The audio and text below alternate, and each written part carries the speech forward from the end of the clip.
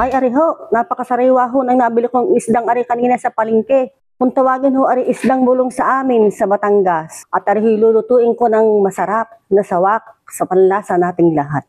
Ari ho ang mga ingredients dahil sweet and sour ho ang lulutuin ko sa nabili kong isdang ari.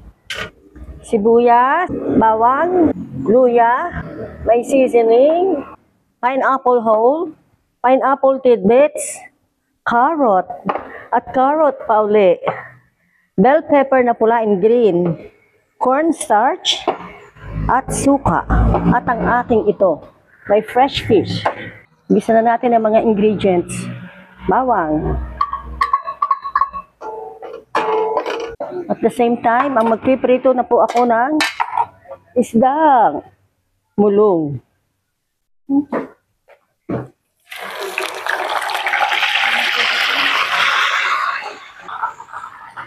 Luya. Luya.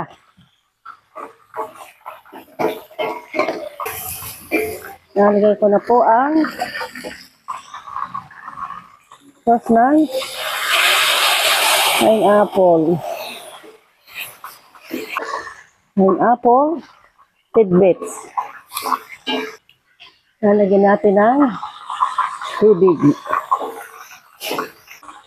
Nalagyan ko pa isang cup ng tubig, 2 cups of water.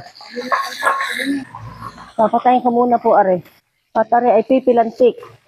Hindi na, mahirap balikin ang napilantik at baka ako'y mapalintikan pa. Ayan. Napakadali ng balikin ng pagkagarne. Oh. Sariwang-sariwa ng isda. Lagyan pa ho natin ng isang tasang tubig. Sana may liit ka ng kawaling pinaglutuan. Nilagay ko na po din ang carrot at saka kaunting ketchup. At rin yung aking ipinipiritong ari, inilipat ko sa isang kawaling malaki-laki. Hindi ho kasya ng aking isang kawali. Kanino hindi ko din naisamang asukal, pero lalagyan ko rin ng kaunting asukal.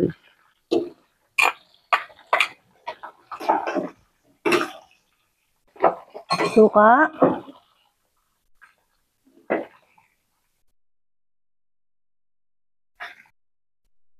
Lalagay ko na po ang bell pepper, siling green, siling pula.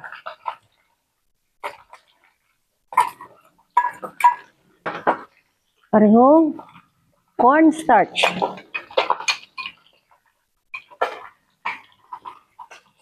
Parehong medyo lumapot. Unti pang sugar. Unti pang sugar. Unti pang ketchup.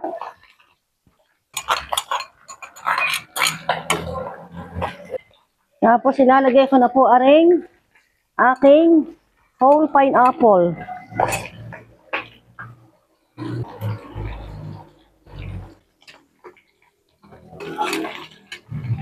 Whole pineapple.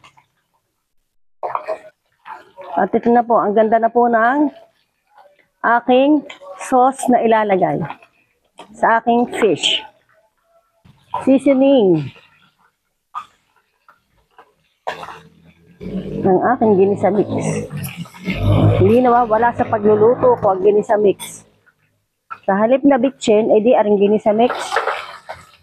Luto ng ating sauce, luto ng ating toppings at mga gulay.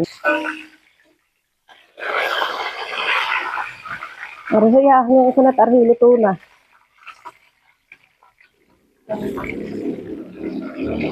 Yan. At ari naman hong isa. Ari naman hong isa ang ipiperito ko. Yan. Tama-tama yung isa yun. Hanguin ko na ho ang pangalawang isda kong ipinirito. At ari luto na rin. Yan. Okay. Bubuhos natin ang sauce. Lagay na po natin ang sauce. At ang mga vegetable.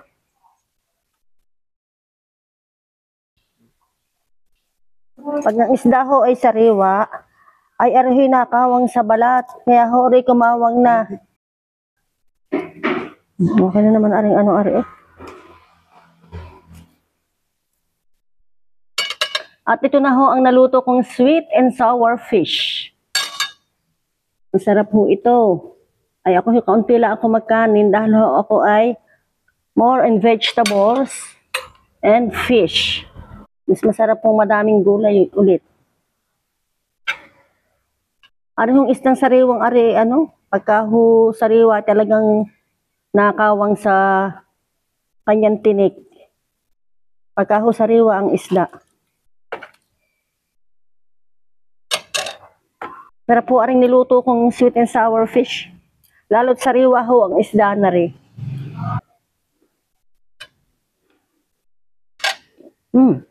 Sarap.